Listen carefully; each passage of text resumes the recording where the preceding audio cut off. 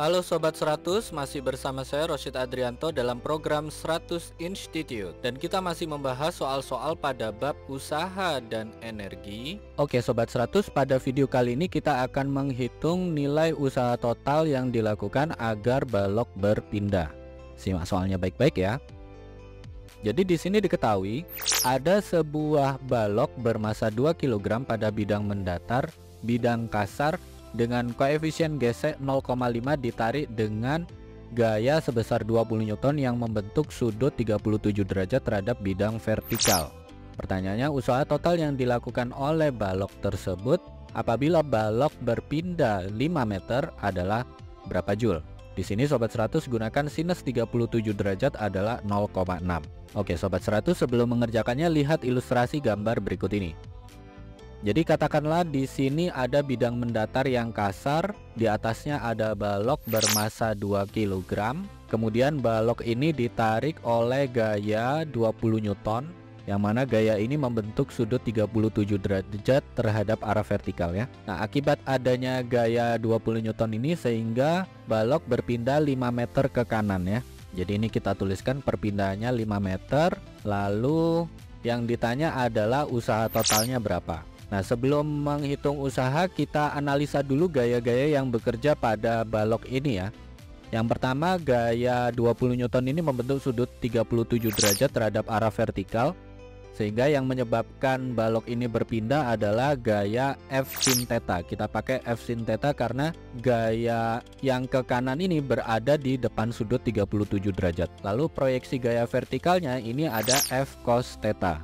Kemudian balok yang bermassa ini punya gaya berat arahnya ke bawah ya, sebesar W kecil. Hati-hati gaya berat sama usaha ya, ini simbolnya sama-sama W. Kemudian diketahui di soal bahwa bidang mendatar ini kasar, memiliki koefisien gesek 0,5 sehingga pada balok juga bekerja gaya gesek yang arahnya berlawanan arah dengan arah gerak balok. Ini kita simbolkan F kecil ya.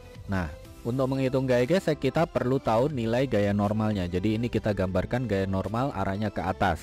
Bagaimana menghitung gaya normal? Kita tinjau gaya-gaya yang bekerja pada arah vertikal. Ingat, baloknya ini bergerak ke kanan sehingga secara vertikal ini berlaku hukum 1 Newton. Sigma F sama dengan 0. Nah, secara vertikal ada gaya normal ke atas, ada gaya F cos theta ke atas, lalu ada gaya berat arahnya ke bawah. Sehingga kita tuliskan di baris berikutnya N plus Fy dikurangi W sama dengan 0. Fy nya itu yang ini ya, F cos theta. Nah, untuk menghitung gaya normal berarti W pindah ruas jadi positif, Fy pindah ruas jadi negatif, sehingga gaya normal sama dengan W min Fy. Oke Sobat 100 masih ingat ya, rumus dari gaya berat itu adalah massa kali percepatan gravitasi bumi. Kemudian Fy nya yang F cos theta, sehingga kita tuliskan di baris berikutnya N sama dengan M kali G kurangi F cos dari 37 derajat. Kita masukkan angkanya ya Sobat 100. Masanya 2 kg. Tanpa keterangan di soal, Sobat 100 gunakan nilai G adalah 10 meter per second kuadrat. Lalu besar gaya F adalah 20 Newton. Kalau sinus 37 derajat adalah 0,6, berarti kosinus 37 derajat adalah 0,8.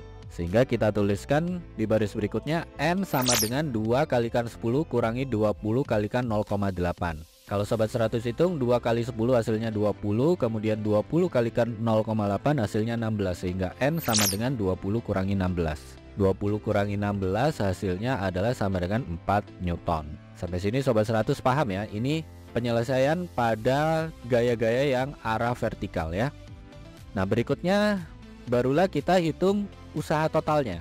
Karena pada arah horizontal ada F sin theta ke kanan, ada gaya gesek ke kiri, maka untuk rumus usahanya di sini adalah W sama dengan total gaya kalikan perpindahan. Ini ingat, gaya yang dimaksud ini gaya yang arah mendatar ya, atau arah horizontal. Jadi yang arah ke kanan F sin theta, yang ke kiri gaya gesek. Sehingga kita tuliskan di baris berikutnya W sama dengan gaya arah mendatar dari F yang miring ini, kita simbolkan Fx dikurangi gaya gesek, lalu kalikan perpindahannya. Yang Fx itu adalah F sin theta, kemudian gaya geseknya adalah mu kali normal, sehingga kita tuliskan di baris berikutnya W sama dengan F sin theta dikurangi mu kalikan normal kalikan perpindahan. Oke, kita masukkan angka. Gayanya adalah 20 Newton, sudutnya 37 derajat, koefisien gesekannya 0,5, gaya normalnya tadi 4 Newton.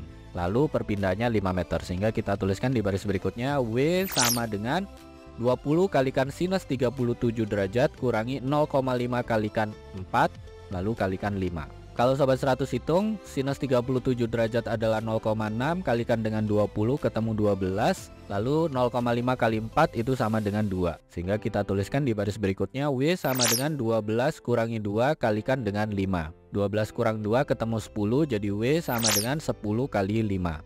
Nah, ini tinggal dihitung saja ya sobat 100. 10 kali 5 hasilnya adalah 50 dengan satuan Joule. Ini jawabannya ya sobat 100. Oke sobat 100, sampai di sini bisa dipahami ya. Jadi ingat baik-baik.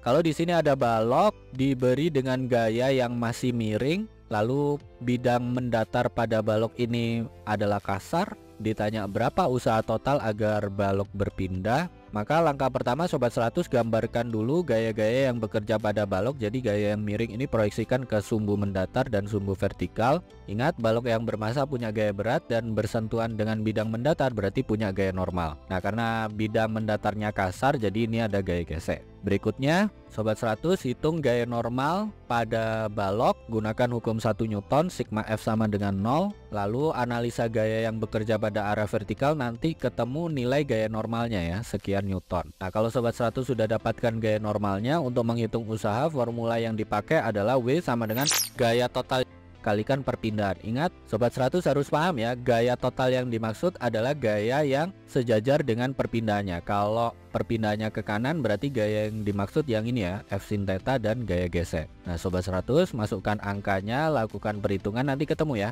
usaha totalnya itu berapa Joule. Begitu ya sobat 100, sampai di sini bisa dipahami ya. Nah, kalau sobat 100 sudah paham untuk video penjelasan ini, sobat 100 bisa melihat atau mempelajari video penjelasan yang berikutnya.